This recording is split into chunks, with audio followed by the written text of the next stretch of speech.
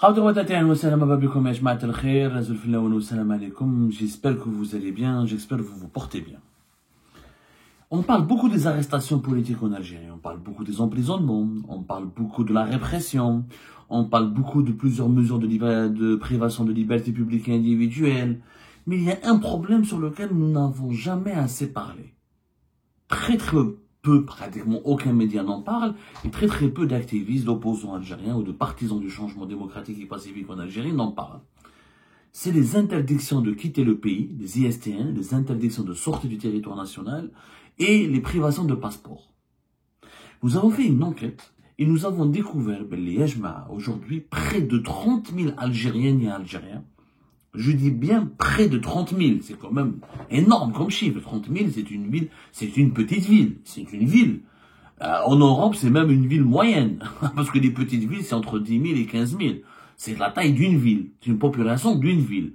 30 000 Algériennes et Algériens, près de 30 000 Algériennes et Algériens sont ou privés de leur passeport, ou placés sous ISTN, interdiction de sortie du territoire national, par des appareils judiciaires et sécuritaires du pays. Et pourtant, la majorité écrasante de ces Algériennes et des Algériens n'ont pas été jugés coupables, ou ils ont été déjà jugés et ils ont écopé d'un sursis, ou font juste l'objet d'une enquête préliminaire qui dure depuis des mois, même voire des années, ou c'est des mesures de représailles juste contre des proches de certaines personnalités médiatiques ou politiques ou économiques qui dérangent le pouvoir algérien.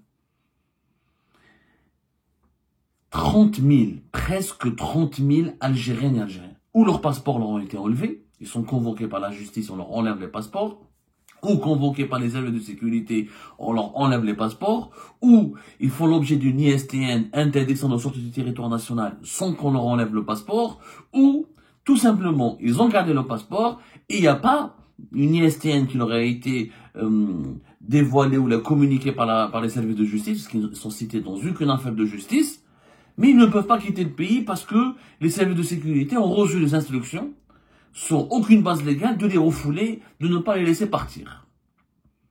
C'est un énorme problème, c'est une violation caractérisée des droits de l'homme. La liberté de voyager, la liberté de bouger, la liberté de sortir, la liberté de se déplacer est l'une des libertés fondamentales des droits de l'homme. L'un des droits fondamentaux des droits de l'homme est l'une des libertés fondamentales des êtres humains.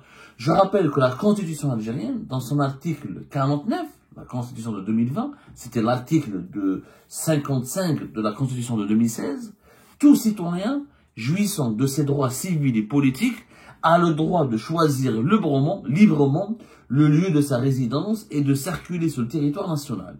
Le droit d'entrée et de sortie du territoire national lui est garanti. C'est un article de la Constitution algérienne. C'est un article qui parle d'une liberté fondamentale, la liberté de se déplacer, la liberté de voyager, de s'établir ou de circuler sur le territoire national et le droit d'entrée et de sortie du territoire national. C'est un droit civil. Où les Algériens et les Algériens sont privés de leur droit, de l'un de leurs droits civils et politiques. Pourquoi? La majorité d'entre eux. Parce que ceux qui ont été condamnés ou ont été incarcérés, emprisonnés, n'en parlons pas. Ils ont été emprisonnés, ils sont incarcérés. Ok, il n'y a pas de problème. Il n'y a pas de problème. Si, parce que malheureusement, même dans les cas d'emprisonnement, même dans les cas de placement en détention, il y a beaucoup de considérations politiques, c'était des procès ou des procédures expéditives, il n'y a pas d'enquête assez sérieuse, il n'y a pas d'instruction sérieuse, on a rempli les prisons. En Algérie, les prisons sont remplies.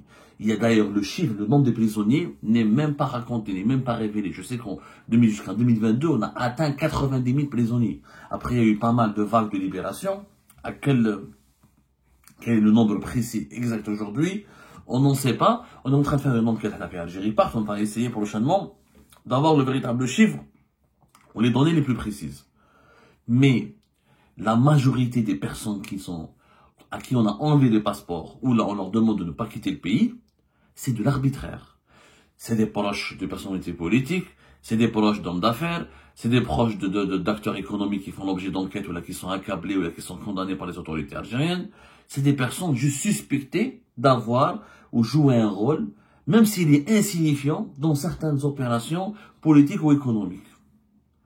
Il n'y a aucune base juridique. Mais qu'est-ce qu'une base juridique? Il y a des femmes, il y a des enfants, il y a des mineurs, il y a des vieilles femmes, il y a des mamans, il y a des grands-parents, des personnes âgées, des femmes et des enfants qui font l'objet de l'interdiction de quitter le pays, à qui on a enlevé le passeport, ou là à qui on n'a même pas enlevé le passeport, mais on leur dit vous n'avez pas le droit de quitter le pays. Sur quelle base?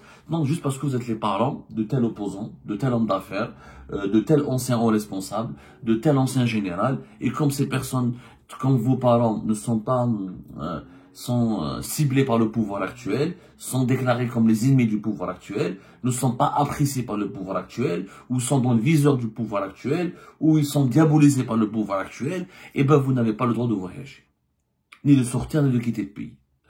C'est une anomalie sur laquelle nous ne parlons pas assez. Je suis désolé. Pour moi, c'est aussi grave d'emprisonner quelqu'un que de l'empêcher de circuler librement dans son pays ou de quitter librement et de revenir librement dans son pays. On a oublié que cette année, il y a eu des affaires extrêmement graves. L'affaire du général, l'affaire du journaliste Walid El-Illet. Rappelez-vous, c'était en 2024, qui a été refoulé de l'aéroport international d'Alger. Alors qu'il est algérien. Cette affaire, on n'en a jamais parlé. Ça s'est passé... Quand est-ce que ça s'est passé? C'était en avril. En avril 2024, il a été retenu pendant 11 heures dans les locaux de la police aux frontières de l'aéroport d'Alger. Après, on lui a demandé de quitter le pays, alors qu'il n'est même pas binational. Ça s'est passé en avril 2024, récemment, juste parce qu'il travaille pour Jeune Afrique. Et Jeune Afrique est classé comme étant un média ennemi du régime algérien parce qu'il est pro-marocain, parce qu'il n'est pas favorable à l'indépendance du Sahara occidental, il n'est pas favorable au Polisario, il n'écrit pas, il ne publie pas des articles critiques contre le Maroc dans ce genre dans ce dossier-là. Il publie plus d'articles, effectivement, de Jeune Afrique, et plus critiques vis-à-vis de l'Algérie que du Maroc. Il est proche du Maroc, mais Walid El-Illet n'est pas directeur de Jeune Afrique, n'a jamais occupé une poste importante. C'est juste au sein de la direction de Jeune Afrique, il n'est pas décideur. C'est juste un journaliste qui est établi en France depuis 2004. Il a juste une carte de séjour, il se rendait régulièrement dans son pays. En 2023, il s'est rendu à 3 reprises en Algérie dans le cadre de son travail, et pour retrouver sa famille. Et en avril 2024, à la surprise générale, des conseillers au niveau de la présidence de la République ou le ministère de la Communauté ont décidé d'expulser un Algérien. C'est jamais vu, hein. Attendez, ça c'est une affaire elle n'a pas, franchement, en 2024, ça là des choses qui n'ont pas requis suffisamment notre attention. Un pays qui expulse son propre citoyen, qui a sa propre nationalité. C'est interdit par toutes les lois du pays, par toutes les lois internationales, par toutes les lois nationales. Tu expulses quelqu'un qui porte la nationalité algérienne et qui veut revenir dans son pays, juste parce qu'il travaille pour un organe médiatique qui est classé comme étant hostile aux intérêts politiques du régime. Ça n'a pas de sens. Il est algérien. Il a le droit d'entrer dans son propre pays. Bon, Walid El-Illet, il a eu un sort quelque part heureux. Il a un sort clément. Parce que d'autres Algériens qui sont binationaux ou là, qui sont même titulaires uniquement de la résidence sont rentrés en Algérie. Ils ont été emprisonnés, placés sous ISTN, incarcérés, jugés. Il y a des Algériens et des Algériens qui ont quitté la France ou le Canada et se sont retrouvés en Algérie juste parce qu'ils ont pris un café. Je vous assure, ils sont très nombreux. Il y a des Algériens et des Algériens juste parce qu'ils ont pris un café avec un militant du MAC, avec un sympathisant du MAC, où là ils ont participé à une activité politique qui n'était pas organisée par le MAC ni par Rached. Juste parce qu'ils étaient dans une activité politique à côté de certains militants de Rached ou là du MAC qui sont classés comme mouvement terroriste, où là on les a vus croiser le chemin d'un activiste du MAC ou là de Rached. Ils ont été arrêtés dans les aéroports, au niveau des ports, inquiétés, placés sous contrôle judiciaire, placés sous enquête. Il y a des dizaines de cas. On les recense même pas.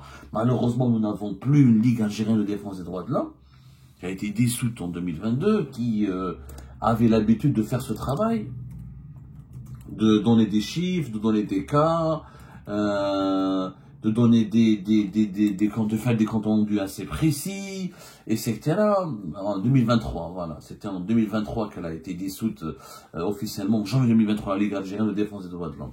Il n'y a plus Rage, il n'y a plus d'associations, il n'y a plus de syndicats autonomes qui peuvent parler, il n'y a plus de défenseurs des droits de l'homme qui peuvent activer sur le terrain. Même les avocats qui m'a Bouchechi, qui m'a etc., qui m'a Zoubida Assoul, qui a activé pour défendre la cause des détenus politiques, même le comité national de défense des détenus d'opinion a été dissous. Les avocats peuvent à peine parler, peuvent à peine s'exprimer. Il y a une chape de plomb extrêmement dure qui pèse sur leur tête. C'est devenu un tabou, c'est devenu même une transgression en Algérie de parler des libertés publiques, des droits de l'homme et des libertés individuelles. C'est devenu une transgression, ce qui n'est pas normal. On n'a jamais vécu ça, y compris durant la décennie noire. Durant la décennie noire, des parents de terroristes, des cousins, des enfants de terroristes n'ont pas été retenus en otage, n'ont pas été pris en note, n'ont pas été dépossédés de leur passeport, n'ont pas été interdits de quitter le pays, n'ont pas subi les représailles. Je vous assure, hein, allez voir les militants du FIS, les plus dynamiques, les plus connus, les militants, même les anciens éléments des groupes terroristes armés, vous leur demandez à leurs cousins, à leurs proches, à leurs femmes, ils vous diront, on n'a pas subi de représailles. Ils bougeaient, sauf si il y avait leur implication dans des opérations, dans des actes politiques, était avéré. Mais l'Algérie n'a jamais, le régime algérien, les précédents, voilà, excusez-moi, les précédents régimes algériens n'ont jamais jugé, n'ont jamais ciblé, n'ont jamais accablé, n'ont jamais réprimé des proches ou des parents de terroristes ou de personnes politiques radicales, juste parce qu'ils sont des liens de parenté, juste parce qu'ils ont des liens de parenté avec eux, ou là, juste parce qu'ils sont leurs parents. Ça n'a jamais été. Je ne connais pas de cas. Il y a eu des cas isolés, mais là, il y a eu des cas isolés certainement, mais là, nous sommes dans une généralisation de cette pratique.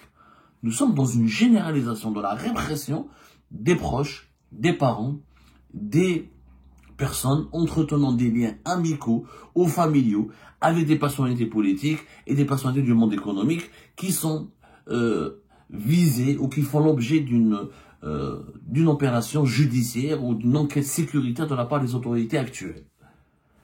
Ça, c'est pas normal. C'était 5 000, 6 000. C'est comme un chiffre. Il y a eu 11 000 arrestations en Algérie depuis le début du Hirak. 11 000 arrestations. 11 000 arrestations. Mais là, c'est le double concernant les privations de passeport et les interdictions de sortie du territoire national. Plus de 25 000 jusqu'à 30 000. On a atteint le chiffre presque de 30 000 à la fin de cette année 2024. C'est une pratique systématique. Dès qu'il y a un problème avec quelqu'un, allez, on vise ses enfants, on vise sa femme, on vise ses proches, on vise ses parents. C'est pas normal. Il y a eu des cas de vengeance extrêmement graves. Les militaires, il y a des militaires, des généraux qui ont servi le pays pendant des décennies, pendant toute leur vie. Ils sont tombés dans des affaires judiciaires, ils sont à la prison militaire de Blida. Leurs proches, je dis bien leurs proches, des parents à eux, leurs anciennes femmes, leurs femmes, leurs épouses, leurs enfants, ne peuvent pas se soigner à l'hôpital militaire de Ain Nedja. Ils ont été chassés de l'hôpital militaire de Ain Nedja. Ils ont été chassés des centres de repos familiaux de l'armée. Ils ne peuvent plus accéder au cercle militaire de Beni Messous.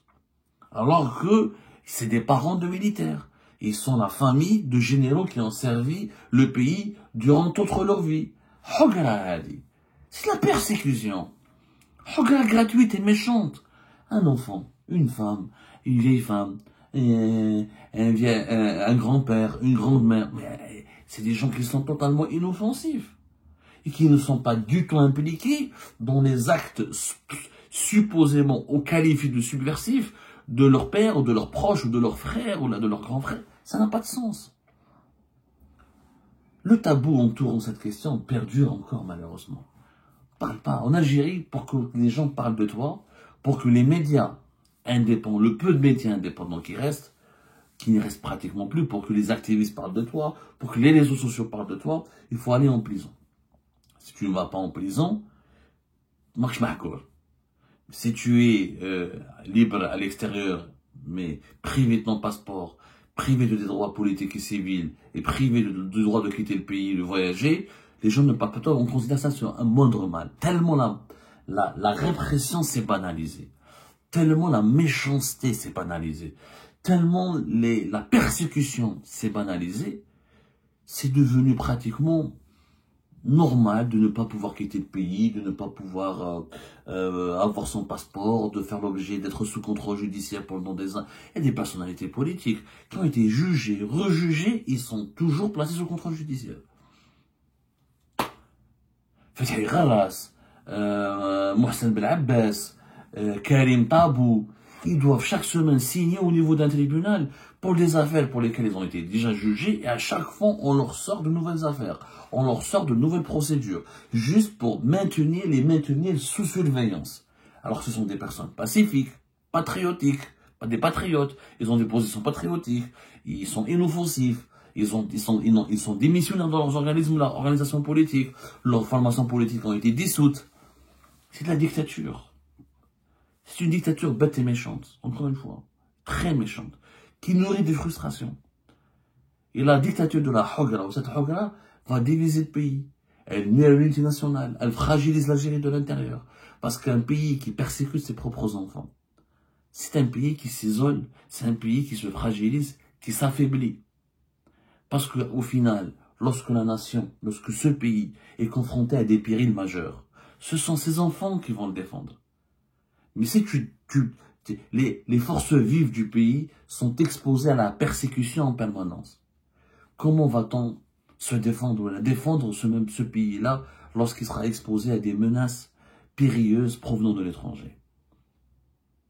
Je vous invite à cette réflexion. Il est triste et sinistre de terminer cette année 2024 avec un tel chiffre de près de 30 000 personnes arbitrairement privées de leur passeport ou de l'une de leurs libertés fondamentales, qui de quitter le pays, de voyager, de sortir et de quitter l'Algérie le plus normalement du monde, comme le prévoit la Constitution algérienne.